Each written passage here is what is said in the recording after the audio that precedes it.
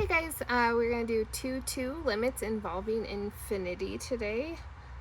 This worksheet is on the classroom, so if you want to pause and print it out, or just pause and write it down in your notebooks, it might be just as easy to have it in your notebooks.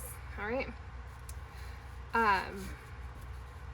So it says, find the single real number c that is not in the domain, then determine whether the function is approaching infinity or negative infinity, or a limit from left and right of c. No GDC. GDC means is your graphing calculator, and this is really, we're not using the graphing portion of your graphing calculator. All right. Okay, so these are just like our limits from our assignment yesterday. Okay, so pretty much what number would we plug in here to make this one head to 0? So that would be a 4. On this one, that would be a -3. You guys would be screaming it out to me if we were in class. All right. So if the limit f of x equals plus or minus infinity, then x equals c is a vertical asymptote. Okay. I guess maybe back up a second. We can leave that on there. But let's find this. I'm going to plug it in.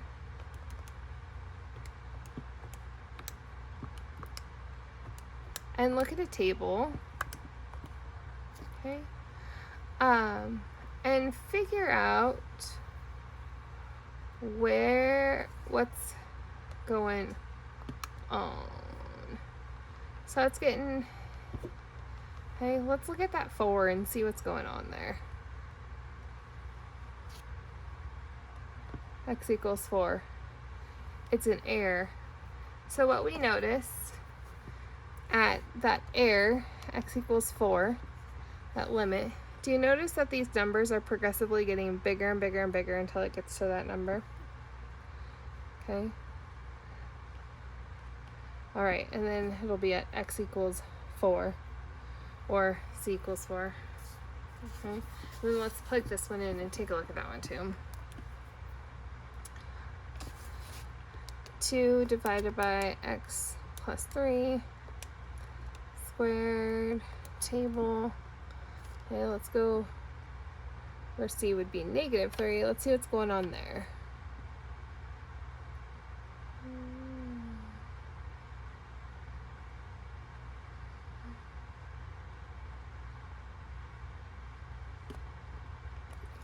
Okay, we got an error there, and as we notice, as we get closer, we are getting bigger and bigger and bigger.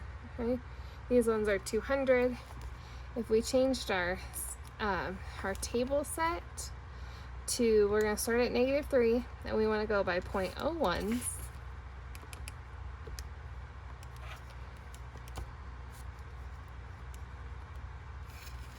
Okay, you'll notice the numbers got x a lot bigger. All right, so what we notice is that at these c's,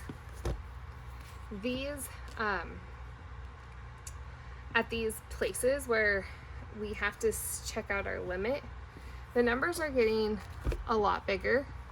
Okay, and so what that's going to mean is this vertical asymptote here. So if we look at the graph, you notice that our graph is heading, when we get to -3, our graph is heading up, both of them towards infinity.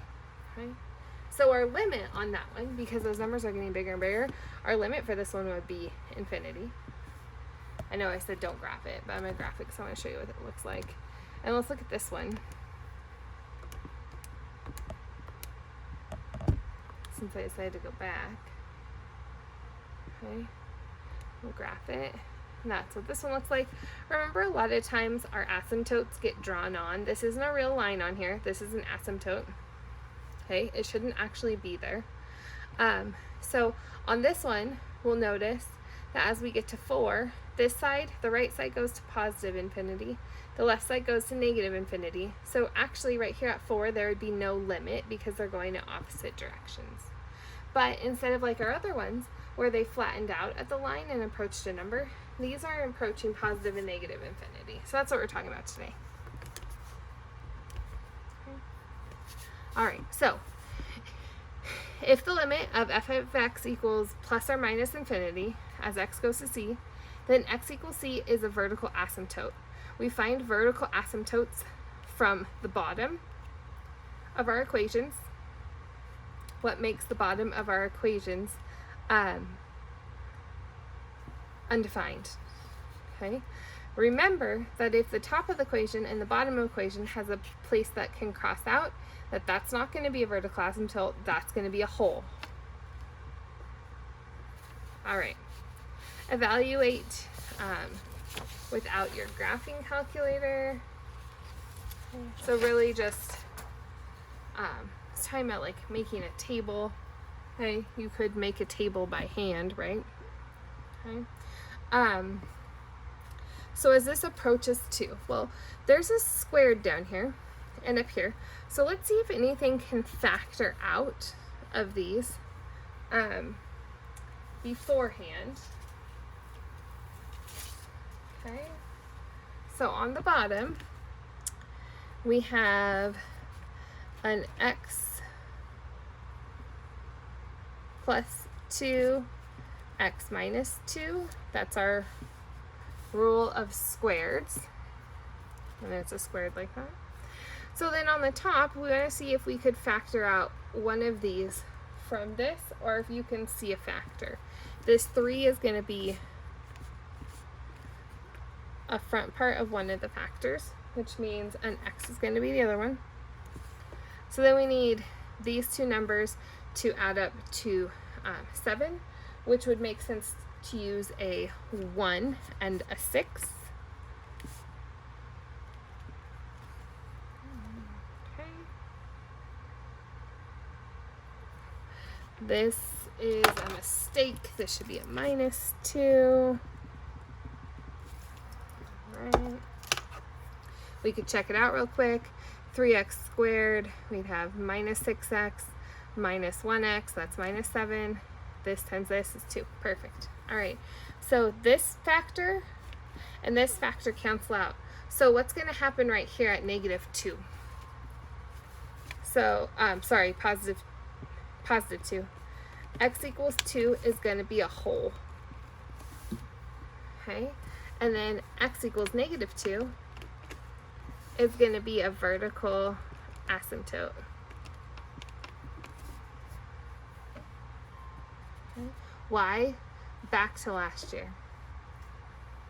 Okay, so we know that 2 is going to be a whole, so these probably are going to have a limit. So I'm just going to look at a table again. Okay, you could create a table.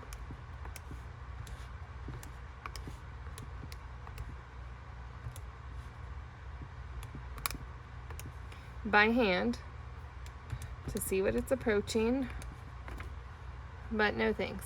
Okay, let's change our table set to 2 so it goes exactly where we want it, and we'll notice as we're approaching 2, it is getting closer and closer. 1.4, so it looks like that would maybe be to 1.3.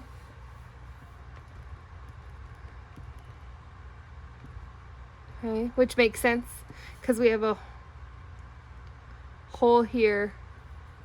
Let's make our table set. I'm going to make it 0.1. See what's going on.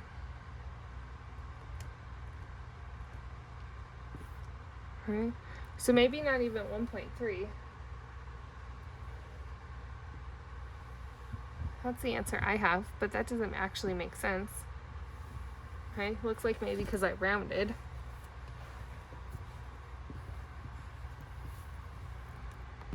What did I do? 0.1. Oh, okay, there we go. What is going on?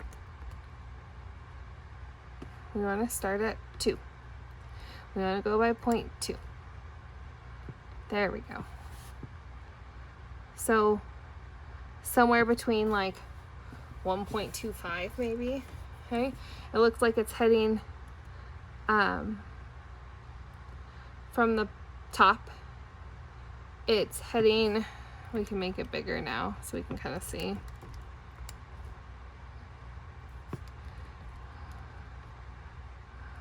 Where are you two? Okay, so up here we're heading 1.24, 1.24, and then down here we're at 1.25 and getting bigger. So right in the middle here, maybe we say that that is, from the right side, it's 1.25, because it looks like they're heading towards the same number. So that means our limit would be 1.25. Okay, now let's look at -2, because that's our other weird number. Okay, if we look at -2, what's going on here? From this side, we're getting really, really big. So really big from the left side, because this is the bigger numbers. So from the left side, we are getting to positive infinity. And from the right side, we are getting smaller and smaller. So we're getting to negative infinity. Okay. So then does this have a limit? Does not exist, because these are not going in the same direction.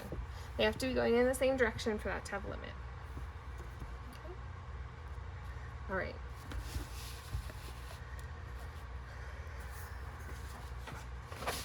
So next concept, use your calculator to find each limit if it exists.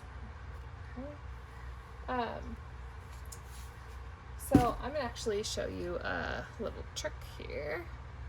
Instead of typing this into your calculator, grab my pencil. It's kind of fun. Okay. We are going to take a look at what happens. Okay, you'll notice 1 and 2 are the same, negative infinity and positive infinity. Okay, so what we're going to do is we're going to look at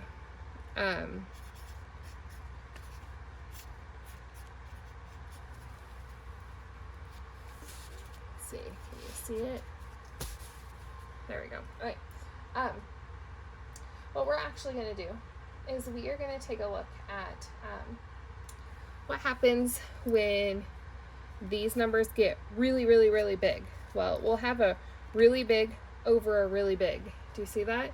If we kept going in the end on our table and we just made these x's bigger and bigger towards infinity, these x's would just be really big over really big, would just go to 1. Okay? And then all I would have left would be this multiple of 3 out front. This -1 would just subtract 1 from something really, really big. Once you get to like 1 million minus 999,999, this 1's not going to matter. This 3 is all that's going to matter. So the limit of this as it gets really, really big is 3. What about as it gets really, really small? Really, really small divided by really, really small is going to be, or really, really negative, really, really negative. Well, a negative divided by a negative is going to be a positive. So it's once again going to be positive 1. So our answer is going to again be 3. Done. We didn't need a graphing calculator for that. We can check it on our graphing calculator. Okay, so I'm going to have 3x squared divided by x squared minus 1. Let's do a graph. Whew, got all sorts of things going on there. So as we go to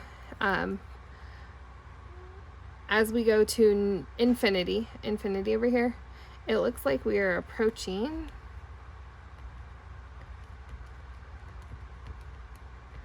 Okay, so as this is getting bigger and bigger over here, you see that we're heading towards 3 on the y's as we're getting bigger and bigger and bigger.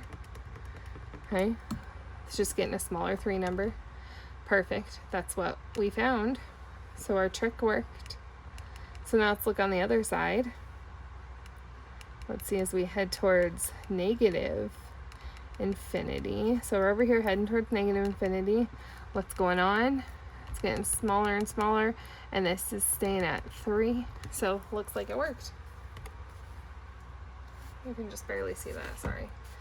Okay, so let's try our trick again on this one, because we're going to positive infinity, negative infinity. Sweet. 3x over x squared minus 1. So this x and one of these x's are going to cancel each other out. Okay, so that's going to go to 1. So we are going to have left 3 over x. Okay, what's going to happen with 3 over x? What's our limit going to be here? Our limit's going to be 0, because we can't make that 0. So this is going to equal 0. Okay, same thing with the negative. So our limits are 0. So let's check that one out. I'll make sure you can see it. So now just negative 3x divided by x squared plus 1. All sorts of stuff again. So as we're heading to infinity, let's get our trace back on. We'll go negative this way. As we head to negative infinity, as we go towards the smaller and smaller side, you'll see that this one is getting closer and closer to 0. And as we head to positive infinity on this side, you can tell we're getting closer and closer to 0. There you go. Okay. All right. Horizontal asymptotes are at y equals b. So if the limit f of x equals b and or this equals b, okay. I have some notes, so let me check and make sure I've told you all of this. Okay. Another way we could say this is that I'm just going to put the note here. Okay. So horizontal asymptotes. Actually, do you remember when we did this first dominant thing? We did it with end behavior. So we're going to do some probably more exploring. But a horizontal asymptote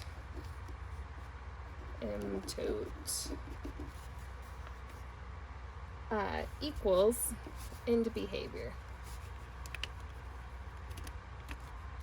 B-I-O-R. End behavior. I'm sorry, my daughter has this lovely project she made, and it's not flat. I need to put it up so it's not on my desk.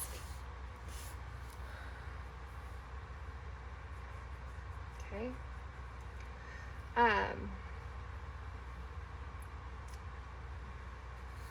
All right. Let's move on. Evaluating this analytically is the end behavior, which is what I just told you in different words. Okay, so let's try it out.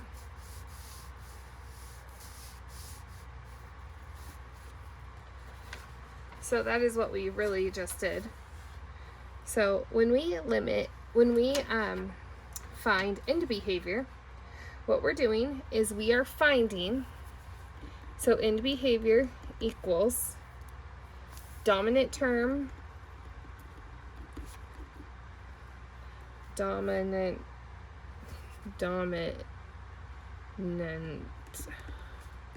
term divided by dominant term.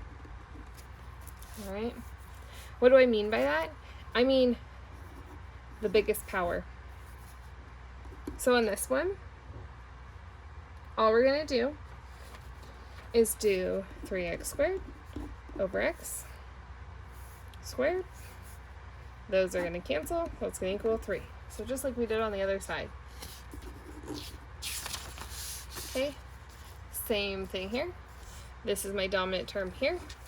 This is my dominant term here. So 3x divided by x squared. This cancels this, so I'll have 3 over x. That's going to be 0. Nice little trick. Okay, so divide the numerator and denominator by the highest power of x in the denominator. Which is what we did. Okay. All right, let's check and see if I have any more fun notes for you. I'll add some at the end. All right, so in behavior model. So I have this lovely thing here. Okay. We need to check and make sure that with this, it's similar. We need to check and make sure there's not actually a hole here. Okay. So I just want to check and make sure that when I factor this, because the numbers look similar, that there's not going to be a hole. So I'll have an x and an x. Okay, two numbers that multiply to make -2. So we can either have -1 and 2 or 2 and 1. Okay, and then they need to add to a +1, so it's going to be these ones. So -1 plus 2. None of these cancel out, so we're good. To find our end behavior, we don't have any holes. So now all I'm going to do is do x squared over x. That and that are going to cancel out. Oh, so we're going to have an x left, and that is going to be our answer for our end behavior. It's kind of cool if you graph this one on a calculator, you can actually see that end behavior. So x squared plus x minus 2 divided by x minus 2. Okay, so you'll see this end behavior here. It kind of follows the y equals x line. So, kind of cool. Right? And the other one for end behavior, this whole mess I'm not going to try and factor, so I'm going to take the -x over 4 and the x squared.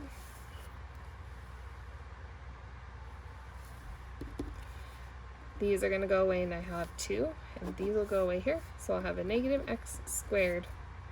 That'll be the answer for that one. All right. Some random notes that I had for you. Just a reminder that the sign of x is a number. Okay? So if you have something about the sign of x, it is just a number.